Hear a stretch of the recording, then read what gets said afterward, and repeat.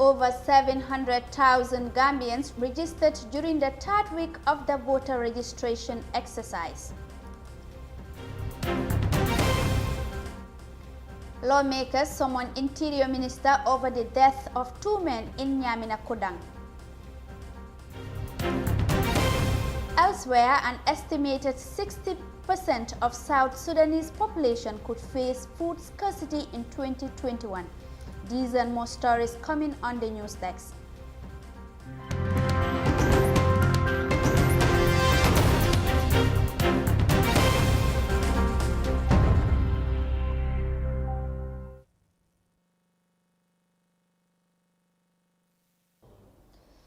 It's 2:30 in Banjul. This is the news desk coming your way on iAfrica TV, and I am Julden Jaisware. Now to the news in detail.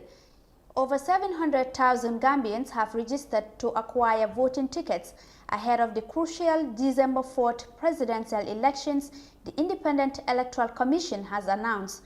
This massive number was registered after 5 weeks of voter registration exercise. According to IEC, the process is going smoothly and they might reach the targeted number before the stipulated deadline. Aissatou Chow tells us more of that in this report. The voter registration process started on the 29th of May 2021 and it is expected to last until 11th of July. With a population of over 2.3 million people, only 70% of eligible Gambians have registered their votes for the 2021 presidential election. This translates to about 700,000 voters. The Independent Electoral Commission intends to issue about 1 million voter cards before the deadline. Parmakan Khan, the communication officer of IEC, said the registration process is progressing smoothly and he is positive that before the final week, the IEC will reach its targeted number. Yes, I think it's going fine. It's progressing smoothly, and right now we are in the week 5 of the process, the 5th week of the voter registration, and it's just in the last quarter of the voter registration exercise. I would say it's going smoothly, despite some few challenges we're facing currently. This was the 4th week figures. The figures related to the 4th week. That's the over 700,000. So we expect to receive the 5th week by Friday. This Friday would mark the end of the week 5. So I would say we have 2 more figures left. We have the figures for the 2 remaining weeks. So based on that fact, I would say it's likely that we would meet the target of registering 1 million voters. According to reports, some political parties and stakeholders have pleaded with the Electoral Commission to extend the voter registration beyond the allocated date. But Mr. Khan believes that it's not necessary to extend the voter registration deadline. According to him, registration centers are less busy and are quite sure that before the allocated date, all eligible Gambians will have their voter cards. I don't think it will be necessary to extend the date, because currently, judging by the environment, most centers you visit are not quite busy, especially in the rural areas. Like, for example, where I am here in the North Bank region, most centers you go, you will find less than 20 people. So, in a sense, I would say that most people have been registered. But nonetheless, I know in the Comoros, some areas are still experiencing high turnouts. And I would say, based on that fact, if need be, some of the teams which are less busy may be shifted to those high demanding areas. So based on that fact, again, I would say it may not be necessary to extend the voter registration exercise beyond the 11th of July, because I'm sure by which time all eligible Gambians would already have been registered. Registration of voters begin every electoral cycle, where eligible citizens are provided with a voting ticket to vote for a candidate of their choice. The December 4th election is crucial as it will be the first time that Gambians will elect a president without Jammeh as a candidate in about a quarter of a century. For iAfrica News, Aissatou Chow. From that report, we head to Tunisia because the governor of Tunisia's central bank has welcomed the idea to create an African central bank that could enhance the continent's monetary dealings and also boost economic integration in Africa. The continent struggled to revive their economies. Experts believe that Africa needs to invest in COVID-19 accessibility in their quest to revive the fallen economy thanks to the impact of the global health crisis. Details of that in this report. The Tunisian Apex Bank governor noted that the African Central Bank's purpose will help build a common monetary policy in order to accelerate economic integration in Africa. Marouane El Abbassi added that Tunisian transactions with the continent are limited and represent only 2% of the country's exports and 0.5% of its imports. The African Central Bank project would boost Africa's economic integration. Efforts should be directed towards multiplying air, sea and land links between African countries. This will enhance the presence of banks to promote business and accelerate the establishment of free trade areas at the regional and continental level. Experts say the World Bank expects investments ranging between $80 and $100 billion in Africa over the next 10 years. In addition, the IMF expects the total additional financing required by African countries during the period 2021-2025 to reach $285 billion. Tunisia is facing a difficult economic crisis and a lack of liquidity. Many African economies are also facing similar challenges. That's why it's necessary to look for ways of financing investment and development projects in Africa. Economists believe that the fight against the pandemic is a top priority in Africa. Therefore, successful vaccine rollout should drive an economic rebound. As long as the vaccines are not available in Africa, we can't talk about economic recovery. The COVID-19 vaccine procurement is the real problem.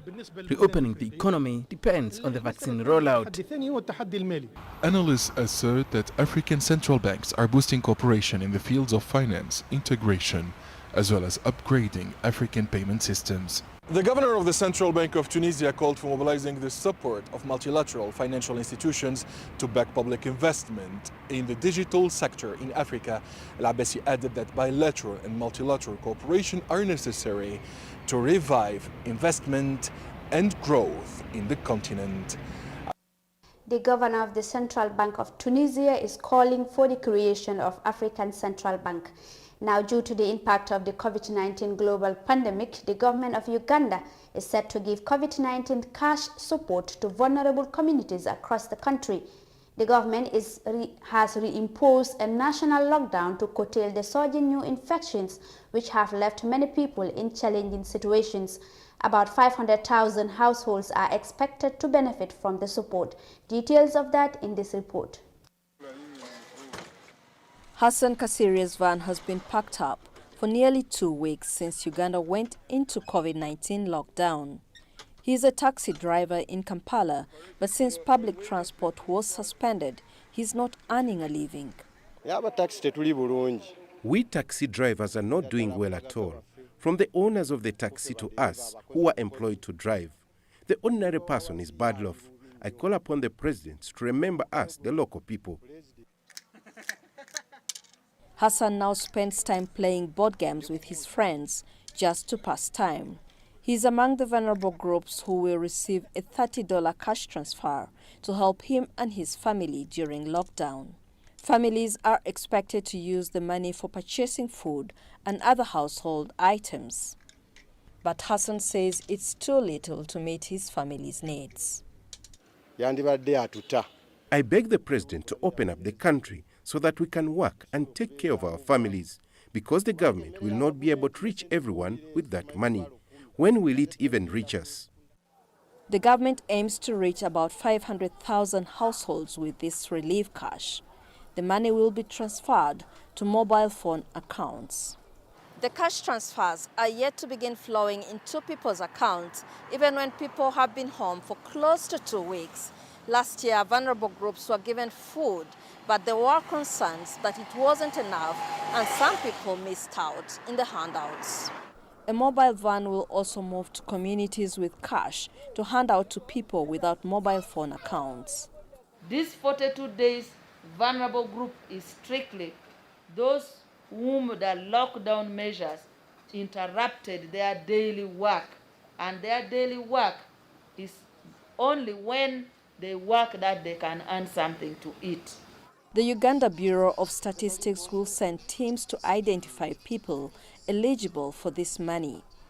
Categories listed include taxi drivers, hairdressers, teachers, musicians, pubs and nightclub workers, among many more. The government imposed a 42-day lockdown on 18th June to try and bring down infection rates, which had surged to over 1,000 per day. Uganda is going through a new wave of coronavirus that scientists say is more deadly. The Minister of Health says the numbers are now going down, but some urgent restrictions on movement are preventing many people from accessing testing centers. And many who depend on daily earnings, like Hassan, say the government should allow them to work under strict rules so they can sustain their livelihoods. The government of Uganda is set to provide or support the vulnerable communities in their country. Now, the Chief of Defense Staff of the Gambia Armed Forces, Yakuba A. Drame, has on Tuesday held a meeting with soldiers in Block Military Camp as part of his ongoing nationwide military tour. While addressing the gathering, the CDS urged soldiers not to be aggressors to civilians, rather be their protectors and saviors as they constitute the majority in society. Amin Dao tells us more of that in this report. For a betterment of any country, the relationship between the military and the civilians should always be cordial. There is always peace, security, and development in any country where there is mutual collaboration and trust between the military and the civil society. As ensuring peace and security is everybody's business, promoting and safeguarding national security is the responsibility of all, including the civilian population. The Chief of Defense Staff, Yakuba A. Drame, shared his thoughts with the soldiers on how to strengthen a good working relationship with the civilians.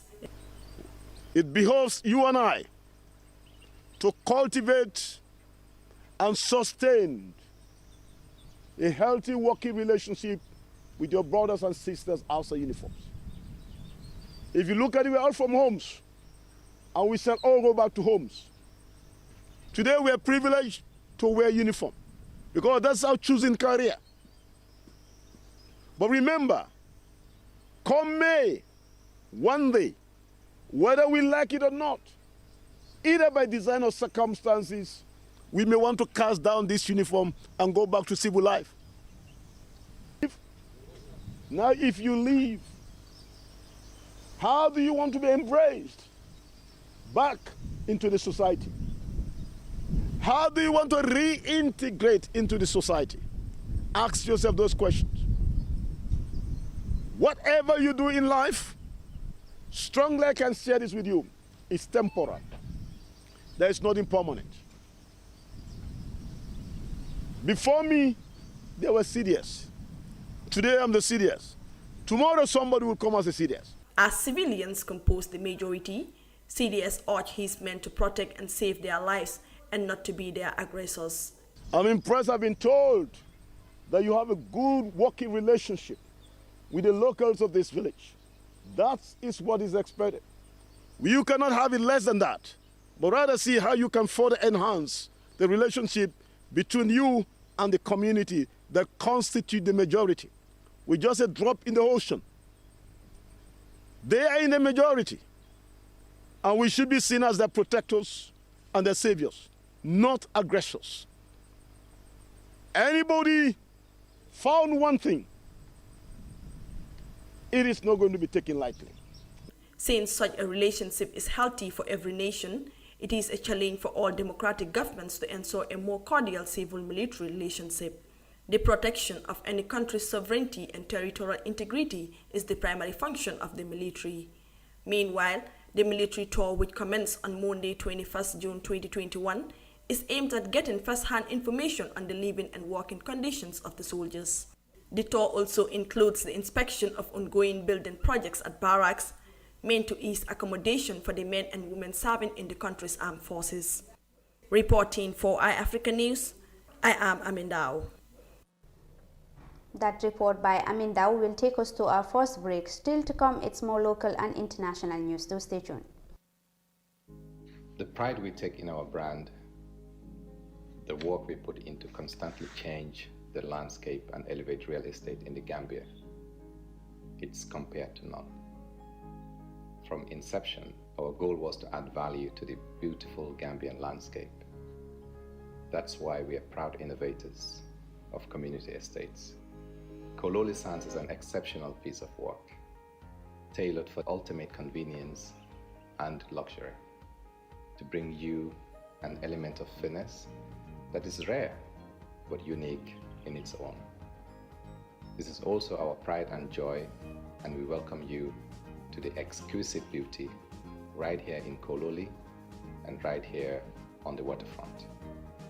Kololi Sands, feel the ocean breeze at your doorstep.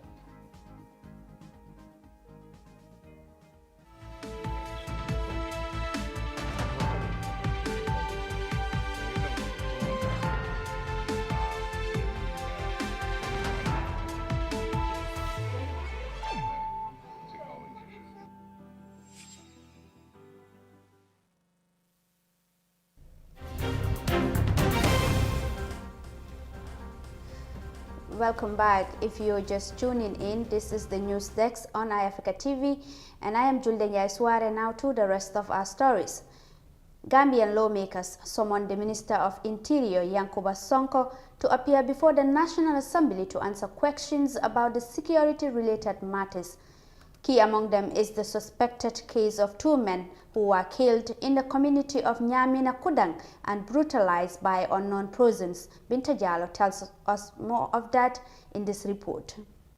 The Gambian Interior Minister appeared before the lawmakers last week to answer questions regarding cases of suspected murders. One of the questions was raised by the Nyamina East representative, Omar Sise. He asked the Interior Minister about the case of 2 men who were killed in the community of Nyamina Kudang and brutalized by unknown person. It could be recalled that Kudang police station received suspected murder cases and assault causing grievous bodily harm between August 2020 and February 2021.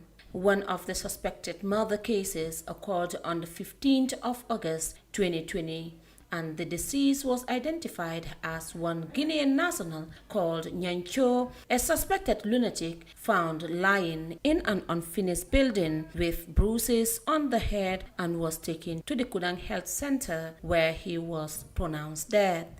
The Interior Minister said no arrest was made and investigations are still ongoing. He further stated that in the second suspected murder case, which involved one Bambo Dabo's death, investigations are still ongoing.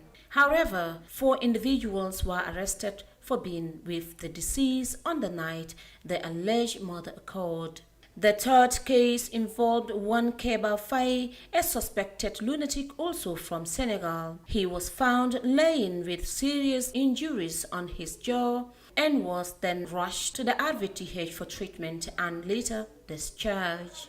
While answering questions from lawmakers at the National Assembly, the Interior Minister said they are doing everything possible to stop crimes in the country, adding that they have also introduced community policing to sensitize the citizenry. Thank you very much. We have already developed the Gambia Police Force UNDP community policing strategy, and then it's in the high gears at now. Because the motivative aspect of it and encouragement aspect of it is going to be sponsored most likely by the UNDP, so that at least to facilitate their movement and also to organize forums where certain expenditures will be incurred and then can be paid for. Because if you need to go to communities, you have to sit with them. And the time that you sit with them, you have to at least cater something for them. At least during that, if it's refreshment or food for the time that they are going to be with you. So this is that's the strategy that we raised, and it's going to be supported by the UNDP. Thank you. According to the minister, there was high increase in criminal activities in the country. Hence, they had to launch Operation Zero Crime to target criminal hideouts within the Greater Banjul areas and Kanifi Municipal Council. With the acquisition of more government funding, it was later expanded to other regions, and the positive outcome of the operation is the gradual decline of crime rate in the country. For iAfrica News, Binta Jallo. Gambia's lawmakers summoned the interior ministers to answer questions relating to security issues of the country. Now, the United Nations Food Agency has raised concerns over the growing level of food insecurity in South Sudan. By next month, more than 100,000 South Sudanese are expected to be in a challenging situation due to the lack of adequate food, according to the World Food Programme. Despite government's efforts, about 60% of the country's population could face food scarcity in 2021. Details in this report. The World Food Programme says by next month, around 108,000 people in South Sudan are expected to be in level 5 famine classification, which is a catastrophe stage of food insecurity. The acute food shortage is mainly in the eastern and northern parts of the country. The people of South Sudan are suffering from an accumulation of shocks over the last few years, whether it be climate change, with the 2 years of unprecedented flooding that the country has faced, whether it's economic decline caused by the depreciation of the South Sudanese pound, the very significant increase in the cost of food in the country, and of course what has happened because of COVID-19 in terms of the interruption to supply chains and that's impact on the cost of living in the country. The United Nations says there is an increase in the level of intercommunal violence which is disrupting agriculture. It warns that unless the insecurity problem is resolved, the country will continue to experience food shortages. The World Food Programme says an estimated 7.2 million people, representing 60% of the country's population, are expected to face high levels of acute food insecurity this year. South Sudan's government says it is working to address the problem of insecurity and support agriculture development in the country. The government says it has signed an agreement with the World Bank worth $113 million to support farmers with supplies like fertilizers, ox plows, and insecticides to fight desert locusts. The government is turning to agriculture and other related ministries to see how they can support the country, how they can support the economy, how we can grow enough food, not just for ourselves, not just for our families, but enough food to sell and eventually to export to the neighboring countries. The United Nations World Food Programme says it needs funds to provide tools and training for those facing food insecurity. The organization wants to help people recover from the shocks and promote resilience in South Sudan.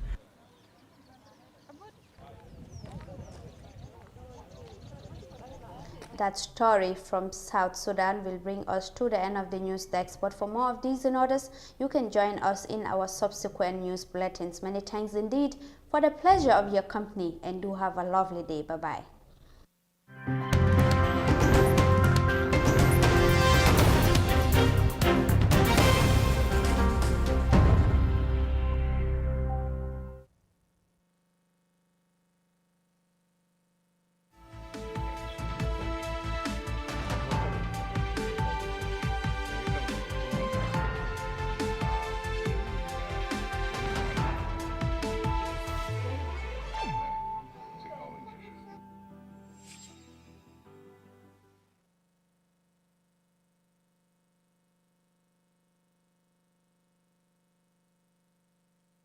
Hello! There's a new update